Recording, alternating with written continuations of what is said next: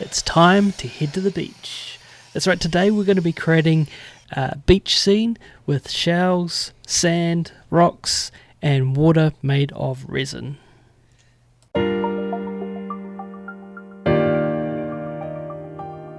Hey there, welcome to the Art Lab. My name is Andy, and you may have seen last week's video where I created resin waves. Well, in this week's video, I'm taking that same concept, but going a little bit deeper. That's right, I'm going to put some sand, some rocks, some shells, and then put resin over top and try to perfect the creation of these resin waves. Of course, I forgot to paint the side of this white first, so we're going to see how we go with putting the sand down, maybe painting it white afterwards. So be a bit of a test, but we'll see how we go. This is just some simple sand that I got from the hardware store that I've mixed with PVA glue. Now the combination of mixing the glue and the sand should create a bit of a slurry mix, which when it hardens means that the sand should be quite set and quite strong. Okay, so we've got some rocks now, so I'm going to do that at the start. Same sort of thing, put some PVA in there and mix them around. Hopefully that means they're going to stick.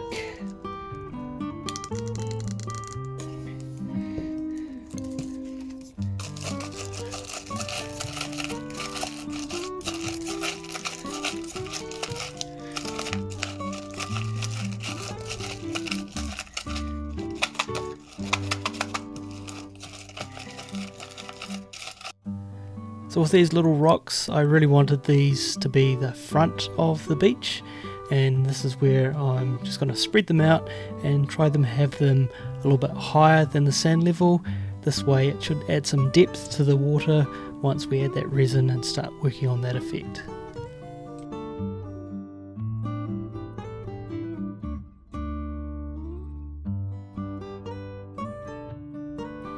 Got a few little white stones as well, so I'm going to put some glue with that and put them across as well.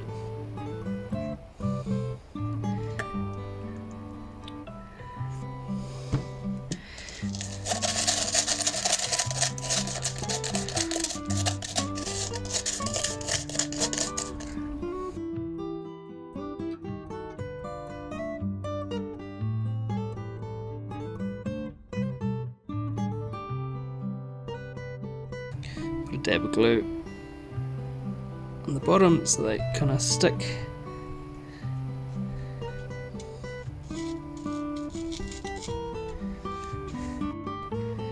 Alright, and I've also got a box of shells here.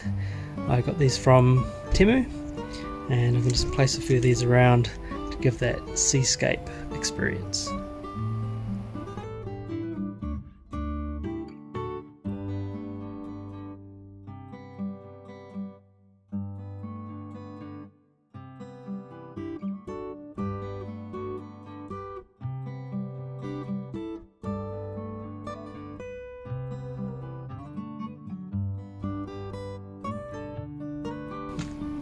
Right, so quite like that seascape, and I'm going to put some blue resin over top, and we'll see how that goes.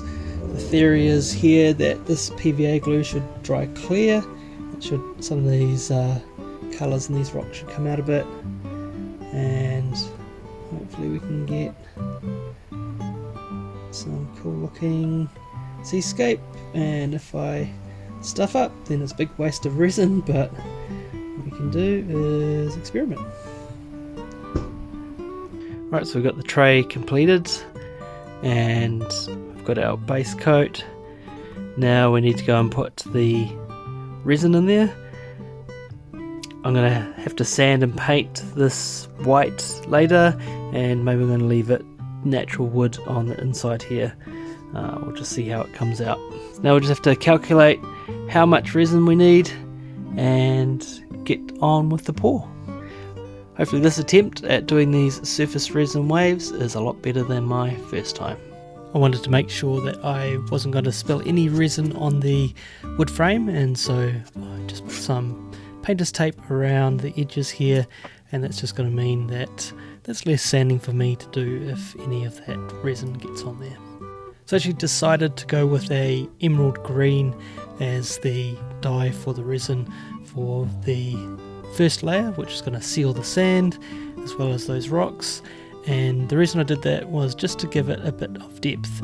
So the top layer will definitely be a light blue, but just using the emerald green as a colour for the bottom should mean that when you're looking at it from the top, it just gives a light to dark sort of contrast.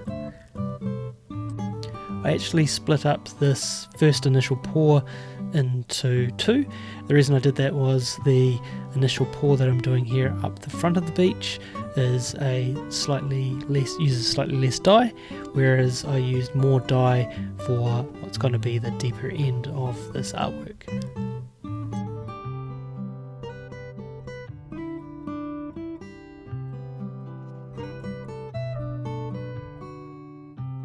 And here I'm just using my mixing stick to push the resin into all the nooks and crannies, making sure that it's gone right to the edge and that it's filling all the gaps between the rocks and all around the shells to make sure they're all covered as well.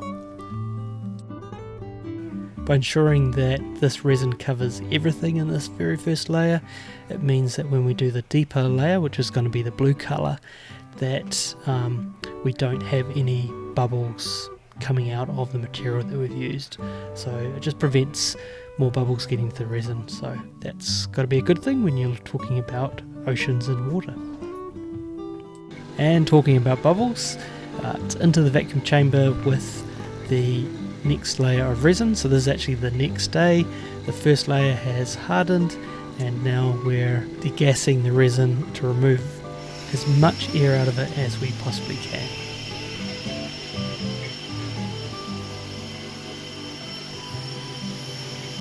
So it's in with the alcohol ink to colour this resin. This is an alcohol ink that I got from Temu. You can go and have a look at my review on Temu alcohol inks. They're not half bad considering how cheap they are. Anyway, just a matter of here mixing slowly because I've already degassed this to not add any more air into it. And we'll just get that blue to go all the way through and then start the pour process. There's nothing too sophisticated about this step, it's just a matter of pouring that resin on top of the first layer. And what I did notice, however, was that the blue I wanted just to be a little bit deeper, so I added just a little bit more alcohol ink to give it a little bit more depth for the deeper end of this pour.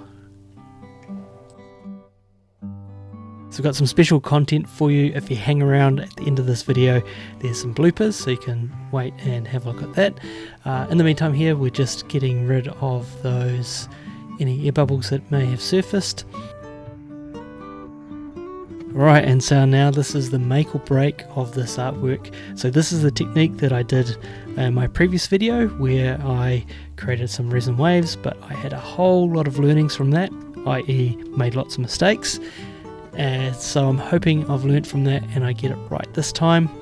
I've gone with a bigger piece of plastic. I'm using lightweight little pebbles here to weigh it down. I've pushed as much air out as possible, starting from one end working to the other, and so I think I've got the technique right, but as I said, as I'm recording this, I'm still waiting for it to dry. So all I'm doing here is placing these little pebbles as well as using the heat gun, which actually shrinks the plastic a little bit to help mold it around into the edges of the frame here, as well as to create some of these waves on top of the resin. Now that's the theory. Whether it's going to work in practice this time or not, we just have to wait till the end.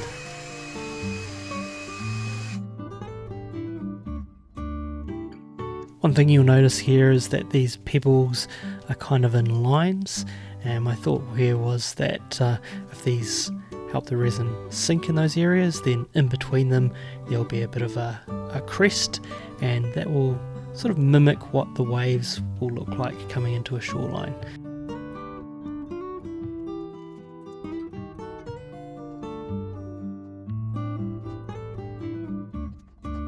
I must say though, it looks really promising from this angle, so as long as the plastic is a reflection of what the resin's looking like below, then I think these waves are going to be pretty awesome.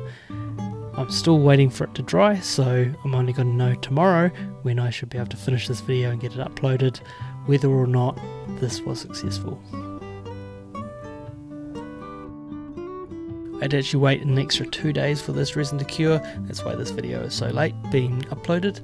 But anyway, moment of truth, removing the vinyl plastic off from the resin. It was very exciting, and I'm actually really pleased at how this came out. The waves came out fantastic. I'm just really pleased with how this came out. Most often, if you see my last art piece, it's stuffed up, so it was so good that this one came out exactly how I wanted it to. There's a few things that I can improve on next time. There were a couple of little air bubbles trapped in there, and also the resin around the edges.